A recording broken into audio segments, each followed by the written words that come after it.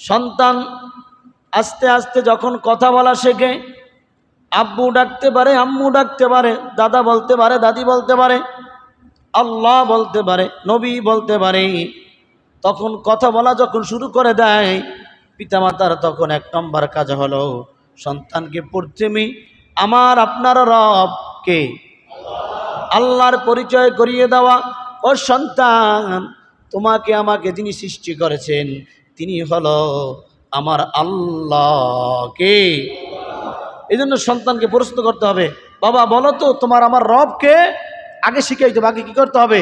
তোমার আমার সৃষ্টিকর্তা, পালনকর্তা, হায়াত দাতা, রিজিক দাতা আল্লাহ। সন্তানকে বারংবার তালিম দেওয়ার পরে কয়েকদিন পরে জিজ্ঞাসবেন, আব্বু বলো তোমার আমার রব কে? সন্তান বলবে আল্লাহ। কি বলবে? মরার পরেও কবরে 3 প্রশ্ন। কয় প্রশ্ন? 1 নম্বর প্রশ্ন, মান রব্বুকা, তোমার রব কে? আপনার আমার রব কে? আল্লাহ। সন্তান যখন কথা বলা শিখবে, রবের পরিচয় শিখাইতে হবে। তোমাকে আমাকে যিনি বাঁচায় রাখছেন, খাবার দিতেছেন, আলো দিতেছেন, দুনিয়ার সব কিছু আয়োজন করতেছেন, তিনি আর কেউ না, তিনি হলো কে? এরপরে সন্তানকে আবার তাওহীদের বাণী শিখাইতে হবে। সন্তান বড় কালিমাতুত তাইয়্যিবা, লা ইলাহা ইল্লাল্লাহু মুহাম্মাদুর রাসূলুল্লাহ। এটা যখন কোন কাজ? 7 নম্বর কাজ, যখন সন্তান কথা বলা একটু একটু শেখে। লা ইলাহা ইল্লাল্লাহু মুহাম্মাদুর, লা ইলাহা ইল্লাল্লাহ, আল্লাহ বাদে কোনো মাবুদ নাই, মুহাম্মাদুর রাসূলুল্লাহ, মুহাম্মদ সাল্লাল্লাহু আলাইহি ওয়াসাল্লাম আল্লাহ তাআলার প্রেরিত রাসূল। শিখাইতে হবে। তাহলে 7 নম্বর, সন্তান যখন কথা বলতে শিখে তখন কার পরিচয় শিখানো? যেটা বলেন, কারণ দুনিয়ায় যখন আল্লাহর পরিচয় সন্তান পেয়ে যাবে, মরার পর কবরের ফেরেশতা প্রশ্ন করবে, মান রব্বুকা, সন্তানের আর বলতে দেরি হবে না, রব্বি আল্লাহ। রবকে বলেন, রব্বি আল্লাহ, রব্বি আল্লাহ, আপনার আমার রব আল্লাহ। কবরের 2 নম্বর প্রশ্ন, অমান দীনুকা, তোমার ধর্ম কি, তুমি কোন ধর্মের উপর দুনিয়ায় ছিলা? বলেন, আপনার আমার ধর্ম কি? দীনি আল ইসলাম। কবরের 2 নম্বর প্রশ্ন হলো, অমান দীনুকা, তুমি কোন ধর্মের, কোন দিনের, কোন ধর্মের উপর দুনিয়ায় ছিলে? বলেন আপনি, আমি কোন ধর্মের উপরে? কথা কয় না। 3 নম্বর কবরের প্রশ্ন, মান হাদার রাজূল, নবীজিকে উম্মতের সামনে এনে পেশ করা হবে। বিদারি দেন, জিকির করিলা। তাহলে কবরের 3 নম্বর প্রশ্ন, রাসূল সাল্লাল্লাহু আলাইহি ওয়াসাল্লামকে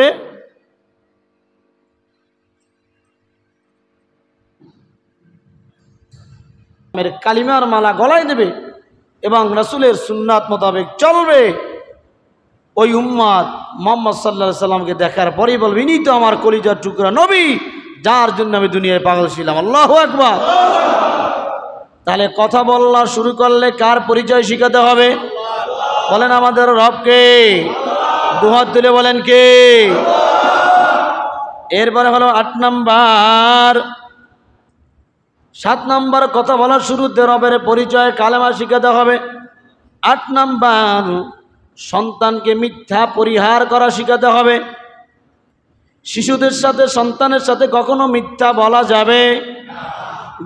মিথ্যা গল্প শোনানো যাবে? হাসি কৌতুক শোনানো যাবে? ও পিতামাতার দল, সন্তানের সাথে কখনো রসিকতা করে মিথ্যা বলা যাবে?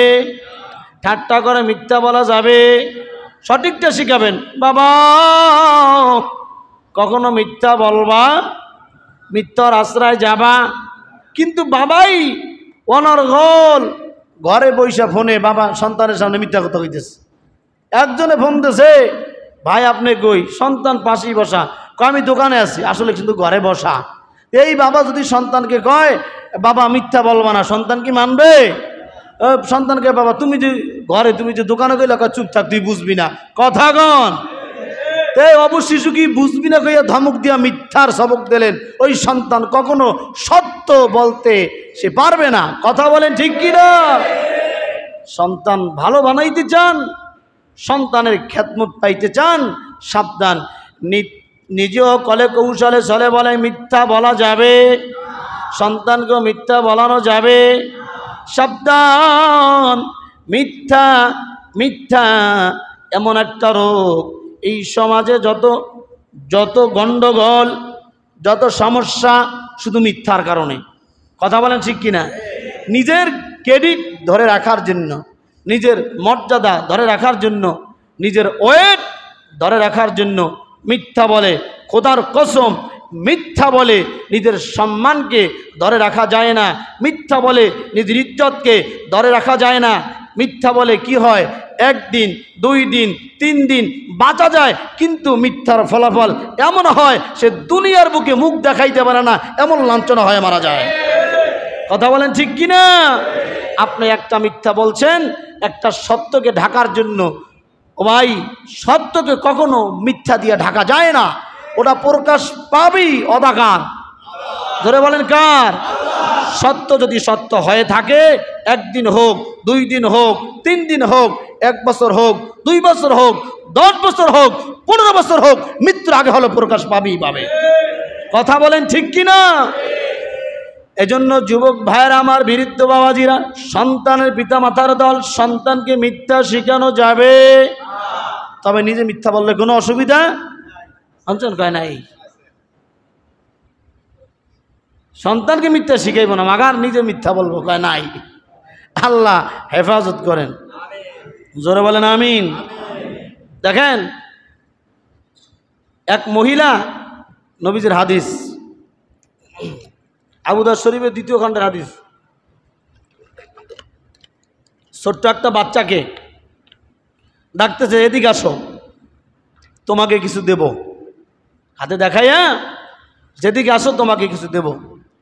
তা রাসূল সাল্লাল্লাহু আলাইহি সাল্লাম মহিলাকে জিজ্ঞাসা করলেন, আপনি যে বাচ্চাকে ডাকলেন এদিকে আসো কিছু দেবেন, আসলে কি আপনি বাচ্চাকে কিছু দেবেন?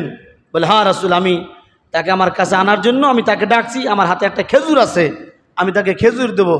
নবী বললেন, তুমি যদি কাছে ডাকার জন্য বলতে এদিকে আসো তোমাকে কিছু দেব, আসার পরে যদি তুমি কিছু না দেতা তাহলে তুমি মিথ্যাবাদী হইতা, এই জন্য তোমার আমলনামায় একটা কবিরা গুনাহ লেখা হতো। নাউজুবিল্লাহ। আমরা সন্তানকে এদিকে এটা দিমুনে, এটা কর, এটা কর মনে, মিথ্যা আশ্বাস দিয়া সন্তান দিয়ে এইটা করায় ওইটা করায়, কিন্তু পরবর্তীতে দেয় না। এই যে সন্তানকে মিথ্যা আশা দিলেন, আপনি পূরণ না করার কারণে মিথ্যাবাদী তো হলেনি, আপনার আমলনামায় কবিরা গুনাহ হলো। ঠিক কিনা কন? এই সন্তান পড়তে বসো, তোমাকে এটা দিমুনে ওইটা দিমুনে, কিন্তু দেয় না, মিথ্যা আশ্বাস দেবে না, বলে হ্যাঁ পড়তে বসো, তোমাকে সম্ভব হলে আমি কিনে দেবো, চেষ্টা করব। কিন্তু যখন আপনি আশা দেবেন, সন্তান তো আশার আশায় পড়লো বা কাজটা করলো, যখন পাইল না তখন তার মনটা ভেঙ্গে খান হয়ে গেল। পরবর্তীতে আপনি যখন সত্যটা বলবেন, সন্তান মনে করবে বাবা মিথ্যা বলছে, বাবার মনের মধ্যে দেওয়ার কোনো চিন্তা নাই। কথা কয় না? কথা কয় না? এই জন্য ছলে বলে কলে কৌশলে সন্তানকে মিথ্যা শেখানো যাবে। 9 নাম্বার, সন্তান যখন নিজে নিজে খাইতে শেখে, কথা বলতে শেখে, সন্তানকে খানার আদব শিখানো। বলেন আল্লাহু আকবার। বলে এইটা কি আবার শিখান লাগে? হ্যাঁ, ইসলাম এমনই একটা ধর্ম। ঘুমে যাবেন কিভাবে যাবেন, ঘুম থেকে উঠবেন কিভাবে উঠবেন, সকালে কর্মক্ষেত্রে বের হবেন কিভাবে বের হবেন, কর্ম শেষ করে কিভাবে ঢুকবেন, সেটাও ইসলামে আছে না নাই? সন্তান যখন নিজে নিজে খাইতে শিখবে, দেখবেন বাচ্চা পোলাবেনের উল্টো অভ্যাস, ওকে যদি আপনি জুতা দেন, ও জুতা উল্টা বিলে পড়া শুরু করে। কথা কয় না? ডান পাশে জুতা বাম পাশে পরে, বাম পাশে জুতা ডান পাশে পরে, এরপরে ওর জুতা দিয়ে ওর বড় বোনের জুতা পরা শুরু করে, মার জুতা পরা শুরু করে। কথা কয় না? ওরে দেবেন ডাইনাতে ধরে, ও খাওয়া ধরবে বাম হাতে। কথা কন? ও তো বুঝে না, তা আপনার দায়িত্ব কি? বাবা না, বাম হাতে খাওয়া যাবে না। কথা কয় না? ঠিক কিনা? সন্তান প্রশ্ন করতে পারে, বাবা বাম হাতে খাইলে কি হইবে? হাত তো দুটোটা আমার ওই। কথা কয় না? হাত তো দুটোটা আমার ওই। বলে না, বাম হাতে খায় সন্তান, মুসলমান খায় ডান হাতে। এ কথা কন? কিন্তু আমাদের সন্তানকে শিখাবে কি ভদ্রলোক এই ডাইন হাতে সিগারেট টানে, বাম হাতে চা খায়, আছে না নাই? আবার ধোমা ফুকের উপর দিয়ে দেয় কদ্দূর যায়, আছে না নাই? খাইতে খাইতে নাক দিয়া মুখ দিয়ে ধোমাবার করে লাইছে, চোখ লাল হয়ে গেছে, রাক্ষসের মতো দেখা যায়, আছে না নাই? বিড়ি সিগারেট খাওয়া হালাল না হারাম? জোরে বলেন। কত বয়ান করলাম এ ব্যাপারে, কত বয়ান করলাম। ও ভাই, পেঁয়াজ কাঁচা রসুন, কাঁচা পেঁয়াজ খাইয়া মসজিদে ঢোকা মাকরু, অথচ এই পণ্যটা হালাল না হারাম? তরকারিতে রান্না করে খাওয়া হালাল, কিন্তু তারপরও কাঁচাটা খাইয়া মসজিদে ঢোকা মাকরু কেন? পেঁয়াজের দুর্গন্ধ ফেরেশতারা সহ্য করতে পারে না, ফেরেশতা দূরে চলে যায়। আপনি বিড়ি সিগারেটের গন্ধ পেঁয়াজের থেকেও ভালো, কথা কয় না? তাহলে পেঁয়াজ হালাল বস্তু, কাঁচা হওয়ার কারণে ফেরেশতা থাকে না, বিড়ি সিগারেট খাইলে ডাবল ফেরেশতা আয়ে, কথা কয় না? ইন্টারন্যাশনাল খাওন, আমাদের মসজিদের বাথরুমও মাঝে মধ্যে বিড়ি সিগারেটের গোড়া পাওয়া যায়, বাথরুম বলে ক্লিয়ার হয় না। কি খাওয়ান শিখলেন যে মনে যেটা খাইলে বাথরুম, না খাইলে বাথরুম ক্লিয়ার হয় না? জোরে করেন নাউজুবিল্লাহ, আরো জোরে বলেন নাউজুবিল্লাহ। ভাই, এটা যদি ভালো জিনিস হয় তাহলে এটা গোপনে খায় কেন?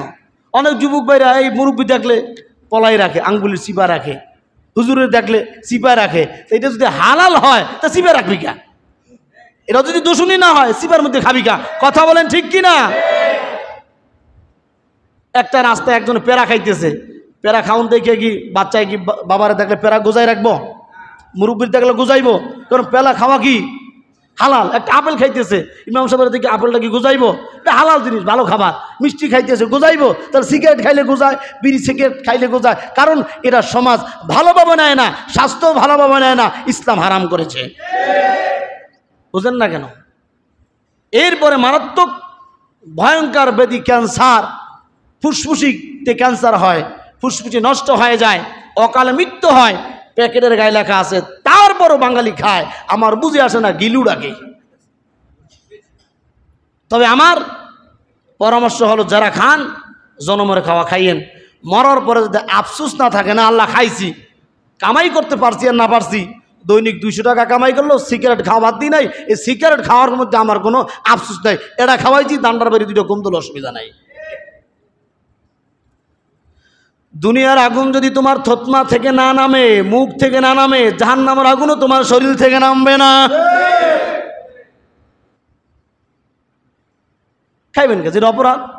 এরপরে যারা ধূমপান করে, এদের ঠোঁট 2টা গোলাপের পাপড়ির মতো লাল। না আবার যারা খায় না হারা কইছে। এই যারা ধূমপান করে, এদের ঠোঁট 2টা গোলাপের পাপড়ির মতো লাল। কি কালা? কালা মানে পাইলার তলি ফেল, জোরে কোন ঠিক কিনা?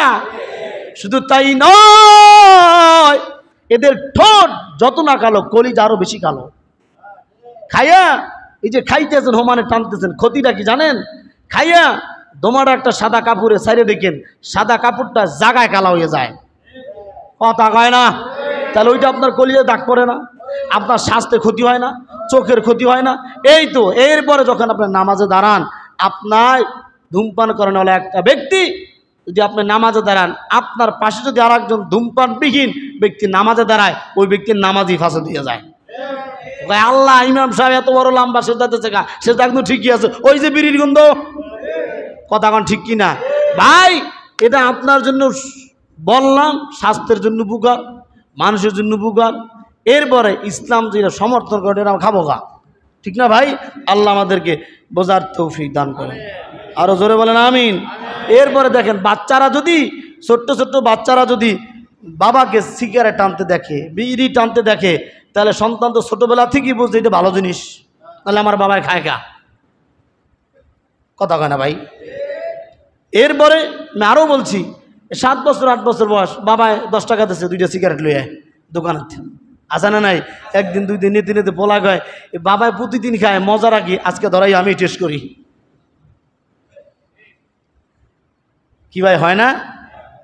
তাহলে জন্মের পরে আপনার সন্তান দেখছে যে আপনি সিগারেট খান, বিড়ি খান, ওরে আপনি হাজার বুঝাইতে পারবেন না এই জিনিস খারাপ, কারণ ও বুঝছে বাবা যে জিনিস খায়, কারণ বাবার মতো তো আপন আর কেউ নেই। বাবা কোনোদিন সন্তানের খারাপ চায় না, বাবাই খায়, কয়দিন পরে আমি খামু, কথা কন। খাইয়েন যাতে কোনো আফসোস না থাকে, তবে ডান্ডার জন্য রেডি থাকেন, আমার কাছে না, কবরে। তাহলে খাবার আদব শিখাতে হবে, কয় নাম্বার জানি? 9 নাম্বার। সন্তানকে খাবারের আদব শিখাতে হবে। সন্তান ডান হাতে খাবা, খাবার পড়ে গেলে টকাইয়া খাবা, অর্থাৎ দস্তারখান বিছাইয়া খাবার খেতে হবে। যেই খাবারটা দস্তারখানে পড়ে যায় ওইটা তুলে খাওয়া হবে।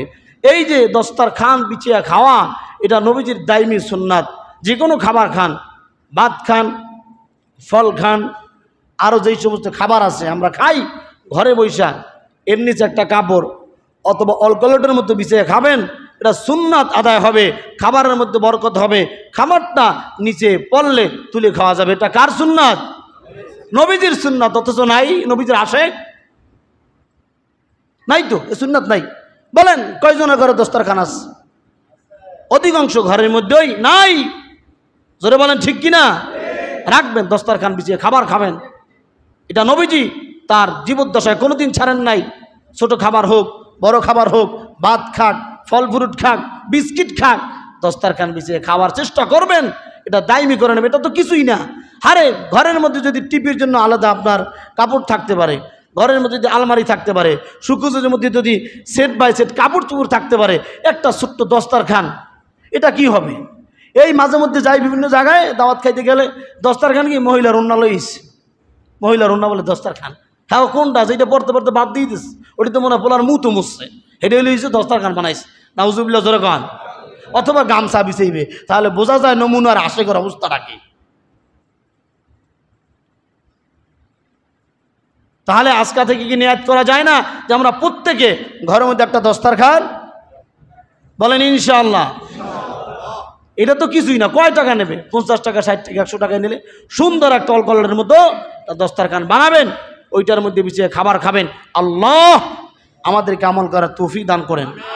ভাই আমলের জিন্দেগির দাম, আমল ছাড়া কোনো লাভ নাই। যতই চিল্লাই, যতই ফালাফালি করি, যা কিছু করি, দুনিয়াটা কিন্তু একবারই দুনিয়া নিশ্চিন্ন হয়ে যাবে। দুনিয়া কিছুই না।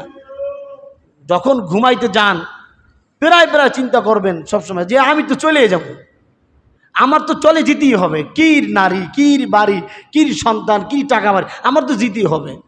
যাওয়াটা কিন্তু কনফার্ম। যাওয়াটা কি?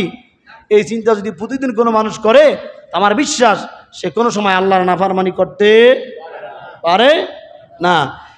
তাহলে সন্তানকে ডান হাতে খাবার শিখাবেন, ডান হাত দিয়ে কাউকে কিছু দেওয়া শিখাবেন, কাউ কিছু দিলে ডান হাত দিয়ে নেওয়া শিখাবেন, নিজেও ডান হাত দিয়ে খাবার খাবেন, বাম হাত পরিহার করবেন।